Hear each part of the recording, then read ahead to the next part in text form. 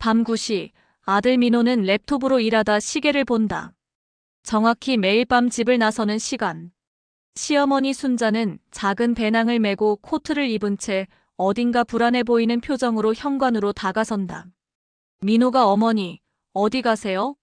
밤이 늦었는데 라고 묻자 순자는 눈을 마주치지 않고 산책 좀. 금방 올게라고 답한다. 민호가 매일 밤 산책이요?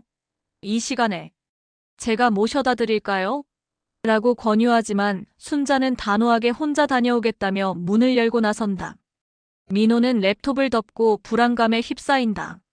1시간 후 민호는 방 안에서 초조하게 서성이고 며느리 수진이 들어와 어머니 문제냐고 묻는다. 민호는 당신은 아무렇지도 않아. 저렇게 매일 9시에 나가서 11시에 칼같이 들어오는데. 그것도 그 낡은 배낭 메고라며 의심을 드러낸다. 수지는 아버님 돌아가시고 외로워서 운동하시는 것일 수 있다고 달래보지만 민호는 혹시 사기나 치매 초기 증상일까봐 불안해한다. 수지는 어머니가 건강하다고 말하지만 민호는 안 되겠어. 내일 밤엔 내가 따라가 봐야겠어. 무슨 일이 있는지 우리가 알아야 해라고 결심한다. 다음 날 밤 9시 민호는 검은 모자와 마스크를 쓰고 차 뒤에 숨어 순자를 기다린다. 순자가 나오자 민호는 오늘은 반드시 알아낸다고 독백하며 조심스럽게 뒤를 밟기 시작한다. 밤 9시 10분 순자가 꿈동산 공원으로 들어서자 공원 안의 어둠 때문에 민호는 더욱 긴장한다. 순자는 산책로를 벗어나 숲 쪽의 샛길로 향하고 민호는 풀밭을 밟지 않으려 조심하며 뒤따른다. 순자는 가로등 불빛이 닿지 않는 공원 구석의 낡은 팔각정에 도착해 배낭에서 손전등을 켜고 자리를 잡는다. 민호는 큰 나무 뒤에 숨어 상황을 주시한다. 배낭 지퍼 여는 소리와 함께 조용하고 낮은 속삭임이 들려오자 민호는 혼잣말인지 의아해한다. 순자는 잠시 배낭에서 오래된 사진 한 장을 꺼내 어루만지더니 다시 넣고 작은 칠판과 책 몇 권을 펼친다. 그때 어둠 속에서 남루한 옷차림에 놓인 3명과 젊은 외국인 여성 1명이 나타나 팔각정으로 조용히 다가온다.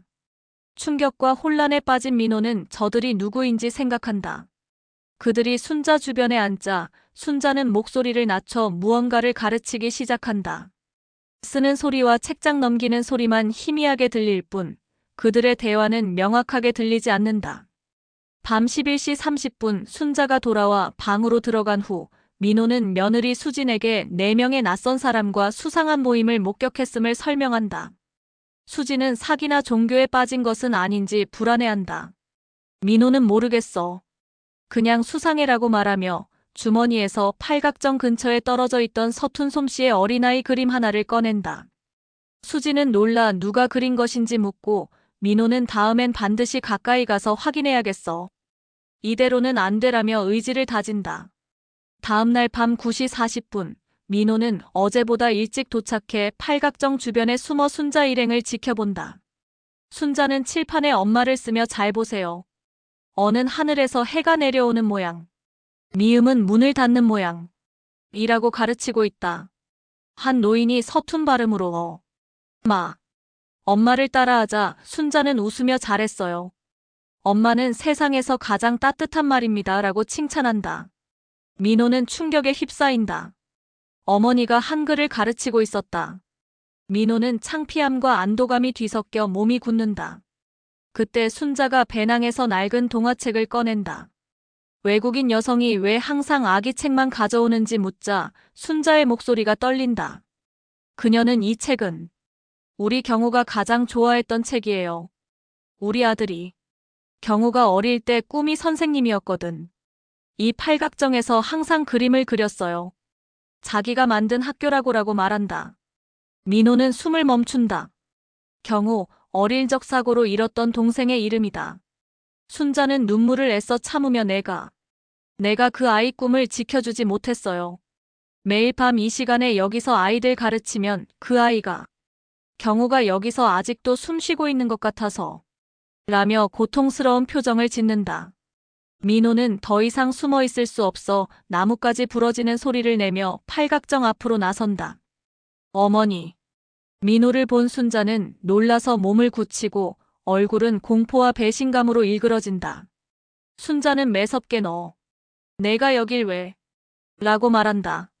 민호는 무릎을 꿇고 죄송해요. 죄송합니다, 어머니.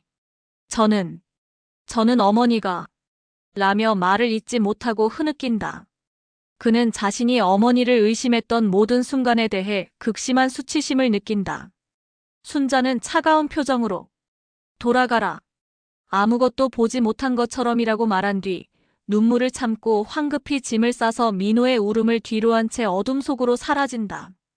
다음 날 아침 집안에는 무거운 침묵이 흐른다. 순자는 아침 식사도 거른 채 방에서 나오지 않는다. 수지는 민호의 손을 잡으며 어머니 방에 가서 어젯밤 일에 대해 대화를 나누라고 권한다.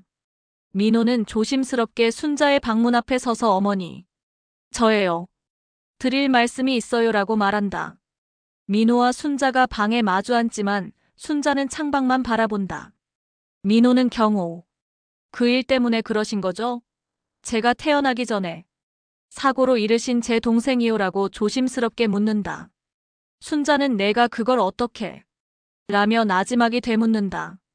민호는 어린 때 아버지가 술 드시고 잠깐 얘기했던 적이 있다며 어머니를 의심했던 자신의 행동에 대해 사과한다. 그러면서 왜 한 번도 말씀하지 않으셨냐고 묻는다. 순자는 눈물을 흘리며 그날 경호와 학교 가기 싫다고 팔각정 근처에서 다투었고 매몰차게 소리친 것이 경호와의 마지막 대화였다고 고백한다. 그녀는 자책하며 나는 매일 밤 그 자리에 가서 내가 못해준 경호의 꿈을 대신해주는 거야. 여기서 누군가 한글을 배우고 꿈을 키우면 경호가 덜 외로울까 싶어서 라고 털어놓는다. 민호는 눈물을 흘리며 어머니를 안아주며 어머니 잘못이 아니에요. 그동안 얼마나 힘드셨어요. 이제는 저랑 같이 하세요. 제가 경호 목까지 어머니 도와드릴게요. 이제 혼자 힘들어하지 마세요라고 위로한다. 며칠 후 민호는 수진에게 내가 얼마나 어리석었는지 몰라. 내 걱정만 했지 어머니의 상처는 전혀 헤아리지 못했어라고 말한다. 수진은 이제라도 알았으니 다행이라고 답한다. 민호는 시청의 문의에 팔각정이 오래된 시설이라 위험하다는 것을 확인했다며 내가 깨끗하게 고쳐서 어머니가 편하게 떳떳하게 가르치실 수 있도록 만들어 드리려고. 경호 꿈, 이제 우리 가족의 꿈이 되는 거지라고 새로운 계획을 밝힌다. 3개월 후 꿈동산 공원에 낡았던 팔각정은 깨끗하고 따뜻한 조명이 빛나는 아담한 별이 빛나는 한글 교실로 변모했다. 민호가 지원한 새 칠판, 테이블, 의자가 놓인 공간에서 순자는 환하게 웃으며 4명의 학생들에게 새로운 교재를 나눠주고 있다. 그녀의 표정에는 지난날의 어둠과 불안이 사라지고 편안하고 따뜻한 기운이 감돈다. 순자는 다음 주부터는 동화책 대신 조금 더 어려운 신문을 읽을 거예요. 다들 열심히 해줘서 고맙습니다라고 말하고 노인 학생은 선생님 덕분이지. 우리도 이제 손주들한테 한글 편지 써줄 수 있겠어라고 화답한다.